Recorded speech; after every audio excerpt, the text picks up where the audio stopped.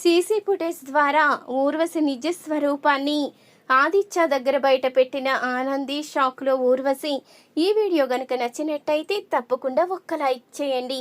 మీరిచ్చే ఒక చిన్న లైక్ మా ఛానల్కి ఎంతో మోటివేషన్ ఇస్తుంది. ఆనంది ఆదిత్య ఇద్దరూ కూడా పురుషోత్తం దగ్గరికి అయితే వెళ్తారు. అప్పుడే పురుషోత్తం అయితే అడుగుతూ ఉంటాడు, రండమ్మా ఆనంది, రండి ఆదిత్య, మీకోసమే నేను ఎదురు చూస్తున్నాను అంటూ అనంగానే, సార్ మన ప్రాజెక్ట్ గురించే మాట్లాడడానికి వచ్చాము అంటూ ఆదిత్య అయితే చెప్తూ ఉంటాడు. ప్రాజెక్ట్ సంగతి, కంపెనీ సంగతి కొంతసేపు పక్కన పెడతాం ఆదిత్య. నేను మీకు ఒక ప్రపోజల్ పెట్టాను కదా, మీ ఇద్దరికి పెళ్ళి జరగాలని నాకు ఆశగా ఉంది. మీ ఇద్దరూ మేడ్ పర్ ఈచెదరని చెప్పాను కదా, ఆ విషయంలో ఏ నిర్ణయం తీసుకున్నావు ఆదిత్య? నీకు ఆనందిని పెళ్లి చేసుకోవడం ఇష్టమేనా అంటూ అడుగుతూ ఉండగా, సార్ అది అంటూ ఇక ఆదిత్య అయితే మౌనంగా చూస్తూ ఉంటాడు. అదేంటి ఆదిత్య, చక్కని చుక్క లాంటి అమ్మాయి, ఎంతో తెలివైన అమ్మాయి, అన్ని విషయాల్లో ఎంతో సామర్థ్యం గల అమ్మాయి, ఇలాంటి అమ్మాయిని పెళ్లి చేసుకోమని అడిగితే నువ్వు ఎందుకు ఆలోచిస్తున్నావు? అంటే మీ స్టేటస్కి తగ్గ సంబంధం కావాలని ఏమైనా ఆలోచిస్తున్నారా? అలా ఆలోచించేలా ఉంటే చెప్పు, మీ స్టేటస్కు తగ్గట్టు నేను ఘనంగా ఆనందికి నీకు పెళ్లి జరిపిస్తాను, ఆ లాంఛనాలన్నీ నేను ఇస్తాను అంటూ పురుషోత్తం అయితే చెప్తూ ఉండగా, అది కాదు సార్, నాకు కొంచెం టైం కావాలి అంటూ చెప్తూ ఉంటాడు ఆదిత్య అయితే. సరే అయితే ఇక ప్రాజెక్ట్ గురించి మాట్లాడుకుందాము, కానీ ఒక్క విషయం ఆదిత్య, ఆనంది లాంటి అమ్మాయి నీ జీవితంలోకి రావాలి అంటే నీకు ఎంతో అదృష్టం ఉండాలి. ఆ అదృష్టాన్ని నీ చేతులతో నువ్వు దూరం చేసుకోకు అంటూ పురుషోత్తం అయితే చెప్పంగానే ఆ మాటకి ఆదిత్య అయితే తన మనసులో అనుకుంటూ ఉంటాడు, నేను కూడా ఎన్నోసార్లు అలాగే మురిసిపోయాను. ఆనంది లాంటి భార్య దొరకడం నా అదృష్టం, నేను ఎన్నో జన్మల పుణ్యం చేసుకున్నాను, అందుకే ఇంత చక్కనైన భార్య దొరికింది అని ఎన్నోసార్లు అనుకున్నాను. కానీ నా అదృష్టం అంతా నా దురదృష్టంగా మారిపోయింది అంటూ తన మనసులో అనుకుంటూ ఉంటాడు. మరొక వైపు ఆనంది కూడా అనుకుంటూ ఉంటుంది, నేను తన భార్యనని చెప్పుకోవడానికి కూడా ఆదిత్య గారు ఇష్టపడడం లేదు. తొందరలోనే నేనే తన భార్యనని తన నోటితోనే అందరి ముందు చెప్పేలా చేస్తాను, నేను ఏ తప్పు చెయ్యలేదని నిరూపించుకుంటాను అంటూ ఆనంది అనుకుంటూ ఉంటుంది. మరొక వైపు ఊర్వశి అయితే కోపంతో రగిలిపోతూ ఉంటుంది. అప్పుడే ఇక తాయారైతే అడుగుతూ ఉంటుంది, ఏంటమ్మా, ఏమైంది బుజ్జమ్మా, అంత కోప్పడుతున్నావు? నిన్ను చూస్తూ ఉంటే ఎందుకో బాగా సీరియస్గా కనిపిస్తున్నావు. అవును, నువ్వు ఉదయం స్కూటీ వేసుకు వెళ్ళావు కదా, ఇలా క్యాబ్లో వచ్చావేంటి అని అడుగుతూ ఉండగా, ఏముంది, అక్కడ మత్తగారు ఉంది కదా, నా కొడుక్కి దగ్గర అవ్వాలి అంటే నువ్వు వాడితో పాటు కారులో వెళ్ళాలి, అప్పుడే దగ్గర అవుతావు అని చెప్పింది. నేను అందుకే నా స్కూటీ వెనకాల టైరు గాలి తీసేశాను. కానీ ఈ లోపులోనే ఆదిత్య నన్ను ఇక్కడికి తీసుకువస్తాడు అనుకునే లోపే ఆ చైతన్య అడ్డుపడ్డాడు.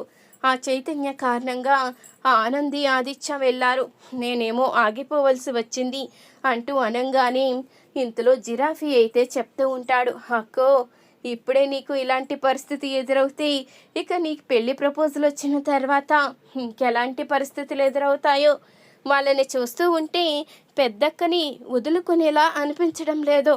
కేవలం ఆ సునంద మేడం తప్ప మిగతా వాళ్ళందరూ కూడా పెద్దక్కకే సపోర్ట్ చేస్తున్నారక్క, నువ్వు చాలా జాగ్రత్తగా ఉండాలి అంటూ జిరాఫీ అయితే చెప్తూ ఉంటాడు.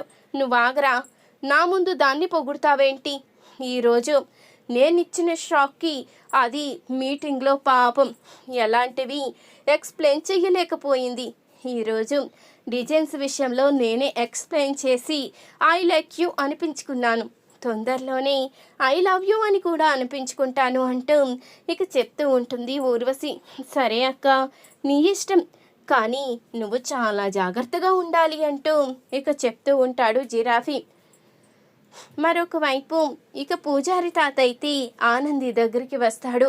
అమ్మ కుట్టి, ఈరోజు గుడిలో నగలు పోయాయమ్మా, అసలు ఎలా పోయాయో అర్థం కావడం లేదు, కొంత సీసీ ఫుటేజ్ చెక్ చేయమ్మా అంటూ అనగానే అప్పుడే ఇక ఆనంది అయితే సీసీ ఫుటేజ్ అయితే చెక్ చేస్తుంది. తాత, నగలు ఎక్కడికి పోలేదు, దొరికాయి, దొంగలెవరో తెలిసింది అంటూ ఇక ఆ వీడియోనైతే పూజారి తాతకి చూపిస్తుంది ఆనంది. వీళ్ళ నమ్మకంగా పెట్టుకున్నందుకు ఇంత నమ్మక ద్రోహం చేస్తారా? వీళ్ళ సంగతి వెంటనే గుడి ధర్మకర్త గారికి తెలియచేస్తానమ్మా అంటూ ఇక పూజారి తాత అయితే చెప్పి వెళ్తాడు. ఇంతలో సీసీ ఫుటేజ్ చెక్ చేస్తున్న ఆనందికైతే ఒక విషయం అయితే బయటపడుతుంది. ఊర్వశి చేతి మీద టాటూ అయితే కనిపిస్తుంది ఆనందికి. శ్రీరామనవమి నాడు గుడిలో సునంద ఊర్వశి మాట్లాడుకునేటప్పుడు ఊర్వశి చేతి మీద ఉన్న టాటూ అయితే కనిపిస్తుంది. అది చూసి తన దగ్గరున్న వీడియోలో టాటూ కూడా చూసి ఈ రెండు ఒకటి అంటే అసలు దొంగ ఆ అబ్బాయి అనుమానించినట్టు ఊర్వశియే. కానీ ఈ టాటూ తన తెలివితేటలతో ముందే తుడిచిపెట్టేసినట్టుంది. ఏవో కెమికల్స్ ఉపయోగించి టాటూను దూరం చేసింది. కానీ ఇప్పుడు ఈ వీడియోని ఏమీ చెయ్యలేదు కదా.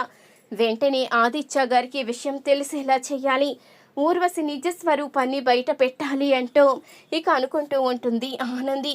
ఇక మరుసటి రోజు ఉదయాన్నే ఆదిత్యనైతే కలుసుకుంటుంది ఆనంది. ఆదిత్య గారు, నేను మీకు ఒక విషయాన్ని చెప్పాలి. నేను మీ దగ్గర ఊర్వశి నిజస్వరూపాన్ని బయట పెట్టడానికే వచ్చాను అంటూ అనంగానే, ఏంటి ఆనంది నువ్వు మాట్లాడేది? ఊర్వశి నిజస్వరూపాన్ని బయట పెట్టడం ఏంటి? తను ఏం తప్పు చేసింది అంటూ అడుగుతూ ఉంటాడు ఆదిత్య. ఆ రోజు మనం టాటూ గురించి అడిగేసరికి తన చేతి మీద లేదని ఏవేవో చెప్పింది కదా, ఒక్కసారి వీడియో చూడండి అంటూ ఇక వీడియోనైతే చూపిస్తుంది ఆనంది. ఆ వీడియో చూసేసరికి ఆదిత్య ఒక్కసారిగా షాక్ అవుతాడు. ఏంటా ఆనంది ఇదంతా? తన చేతి మీద టాటూ ఉంది కదా అంటూ ఆదిత్య అనగానే, అవును ఆదిత్య గారు, చూడండి, కారులో మత్తు పదార్థాలు ఎట్టేటప్పుడు ఉన్న టాటూ ఈ టాటూ సేమ్ ఒకటి. ఒక్కసారి చూడండి. తను ఈ నిజం బయటపడకుండా ఉండడానికి చాలా తెలివిగా కెమికల్స్ ఉపయోగించి టాటూను చెరిపేసింది. అందుకని మన దగ్గర ఏమీ తెలియనట్టు నటించింది అంటూ అనంగానే ఆ మాటకి ఆదిత్య అయితే అసలు ఊర్వశి ఇలాంటి పనులు చేస్తుందని అస్సలు అనుకోలేదు. సాంప్రదాయ కుటుంబము అంటూ ఎంతగానో మన దగ్గర ప్రగల్భాలు పలికింది. కానీ ఇంత మోసం చేస్తుందా? వెంటనే తనని అరెస్టు చేయించాలి, వెంటనే తనకి బుద్ధొచ్చేలా చెయ్యాలి, ఈ విషయాన్ని వెంటనే మమ్మీకి కూడా తెలిసేలా చెయ్యాలి అంటూ ఆదిత్య అయితే చెప్తూ ఉంటాడు. ఇంతలో అప్పుడే ఆదిత్యాన్ని కలుసుకోవడానికి ఆఫీస్కి ఊర్వశి అయితే వస్తుంది. ఇక వీళ్ళిద్దరు మాటలు విని ఒక్కసారిగా షాక్ అవుతుంది. నేను ఎంత తెలివిగా ప్లాన్ చేసినా ఎలా దొరికిపోయాను. ఇప్పుడు ఆ వీడియో ద్వారా నా చేతి మీదున్న టాటూని కనిపెట్టేశారు. నేనే ఆ మత్తు పదార్థాలు కారులో పెట్టానని కూడా తెలుసుకున్నారు. ఇప్పుడు నన్ను ఎట్టి పరిస్థితిలో కూడా క్షమించరు. నేను ఏం చెయ్యాలో అర్థం కావడం లేదో. ఇప్పుడు నేను ఈ కేసు నుంచి ఎలా తప్పించుకోవాలి? నేను ఎలా బయటపడాలరా దేవుడా? ఇప్పటి వరకు ఆనందం మీద గెలవాలి అన్న ఉద్దేశంతో నేను ఏవేవో చేసుకుంటూ వచ్చాను. కానీ ఇప్పుడు అసలు విషయం ఈ ఆదిత్యకి తెలిసిపోయింది.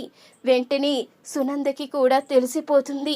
ఆవిడికి గనుక నేను ఒక దొంగనని కానీ, నేను అందరి దగ్గర నగలు కొట్టేస్తానని కానీ, ఆ కారులో మత్తు పదార్థాలు పెట్టింది నేనే అని కానీ తెలిస్తే నా పరిస్థితి ఏంటి అంటూ ఊర్వశి అయితే షాకే చూస్తూ ఉంటుంది. అప్పుడే ఆనంది అయితే చెప్తూ ఉంటుంది, ఆదిత్య గారు, ఇప్పటి వరకు ఆ కారులో మత్తు పదార్థాలు ఎవరు పెట్టారో తెలియక నేను ఆలోచిస్తూ ఉన్నాను. ఇప్పుడు ఊర్వశి పని చేసిందని నిర్ధారణ అయింది కాబట్టి తనని మాత్రం ఎట్టి పరిస్థితుల్లో వదిలిపెట్టను. ఎందుకంటే ఇప్పటి వరకు జ్యోతమ్మ, సూర్యబాబు అందరి ముందు ఎంతో అవమానం పడ్డారు, ఎన్నో మాటలు పడ్డారు. అవన్నీ కూడా తను కూడా అనుభవించేలా చేస్తాను. నా తల్లి తండ్రి జోలికి వస్తే శిక్ష ఏ రీతిలో ఉంటుందో తనకి తెలిసేలా చేస్తాను. నా జోలికి వచ్చినా క్షమిస్తాను, కానీ నా తల్లి తండ్రి జోలికి వస్తే ఎట్టి పరిస్థితిలో క్షమించను అంటూ ఆనంది అయితే చెప్తూ ఉంటుంది. ఆ మాటకి ఊర్వశికైతే ఏమీ అర్థం కాదు. ఇదేంటి ఆనంది వాళ్ళని తల్లి తండ్రి అంటుందేంటి అంటూ ఇక ఊర్వశి అయితే షాకే చూస్తూ ఉంటుంది. ఈ వీడియో కనుక నచ్చితే తప్పకుండా ఒక్క లైక్ చేయండి.